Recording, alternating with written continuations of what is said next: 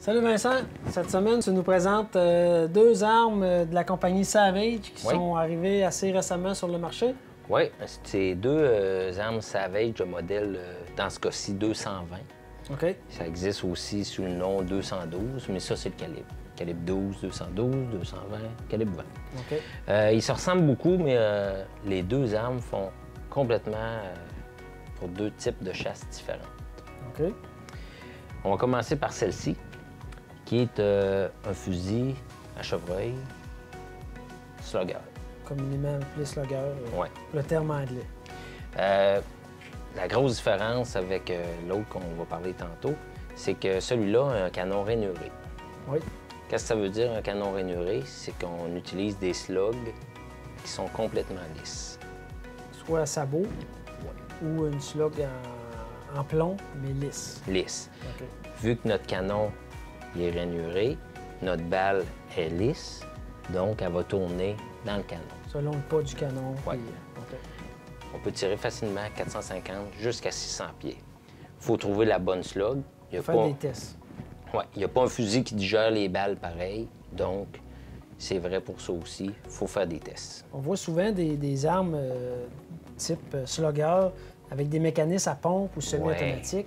Là, on a un mécanisme à verrou qui est effectivement réputé pour avoir une meilleure précision. Oui, C'est meilleure ça qu'on veut précision. Ça ressemble vraiment à une carabine. C'est une carabine chercher. Carrément. qui tire des slugs. Des slugs. Puis on est capable d'aller avoir quelques balles de rechange avec le magazine. Oui. C'est un fusil on peut installer un télescope. Oui. Il est percé pour mettre une base, donc on peut mettre un télescope. On n'a pas le choix parce qu'il n'y a pas de mire, de toute façon. Oui. Il y a un système de détente à cutrigueur. Là, Vincent, excuse-moi, juste avant d'aller plus loin, télescope, quel genre de télescope tu conseillerais? Parce qu'on sait qu'un fusil à slug, ça a un recul assez important. Il Hein? faut choisir un télescope qui a un grand dégagement oculaire. Oui. C'est sûr qu'un télescope à grand dégagement oculaire, souvent, notre champ de vision est plus petit. Mais un truc que vous pouvez faire, c'est qu'en installant votre télescope, il faut que la main complète rentre entre on va dire, l'arcade sourcilière puis le télescope pour pas avoir des beaux petits points de suture OK, oui. Très si important. on est trop proche. OK. Ensuite de ça, tu nous parlais du système de détente qui est exclusif à Savage. On appelle ça un accu-trigger. Moi, je trouve que ça a deux fonctions. Ça nous permet j'appelle ça étirer la gâchette. Ça fait une gâchette plus sensible. OK. Et c'est une sécurité en même temps. On ne peut pas juste tirer sur la gâchette, il faut tirer sur les deux pour... ça débarre la gâchette, on va dire. OK. C'est un mécanisme de sécurité supplémentaire. Ça nous permet de descendre la tension de la gâchette quand même assez basse pour améliorer la précision le plus possible, mais tout en restant sécuritaire. Oui. Il y a un safety quand même sur l'arme, mais c'est une deuxième sécurité. Le deuxième fusil qui ressemble beaucoup à l'autre, oui, il y a l'esthétique, mais l'autre peut avoir différentes sortes de crosses aussi, c'est que c'est un fusil qui est spécialement conçu pour la chasse au dindon sauvage. C'est deux canons de 22 pouces. Oui. Et autant dans le 20 que dans le 12, ils sont tous chambrés 3 pouces. Oui. OK.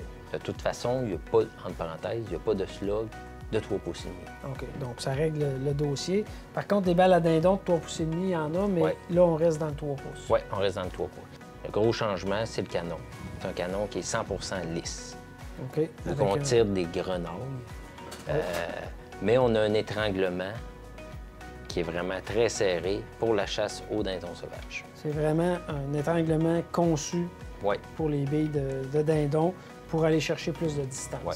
Okay. Quelqu'un qui dirait « je veux utiliser mon fusil pour aller au petit gibier », oui, pourrait, mais en changeant l'étranglement. L'étranglement, OK.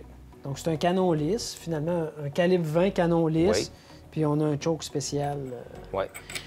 Aussi, ce modèle-là, conçu, on n'a pas le choix de mettre un télescope ou pour la chasse au dindon, un red dot ou quelque chose dans ce style-là, vu qu'il y a 0 mire sur notre fusil. La monture style Picatinny, elle vient installée dessus de compagnie. Oui. Okay. Avec la popularité montante de la chasse à la dinde, c'est vraiment un fusil qui a été conçu pour notre nouvelle saison qu'on aime. Oui, dinde la chasse à la dinde avec un bon pad de recul dans ce modèle-là aussi. Des bonnes grippes en caoutchouc. OK, bien c'est intéressant. Deux belles nouveautés, en fait, en plusieurs configurations de la compagnie Savage. C'est des fusils qui ont des caractéristiques uniques qu'on ne retrouvait pas sur le marché dans d'autres. Non, pas pour le dindon, en tout cas. OK.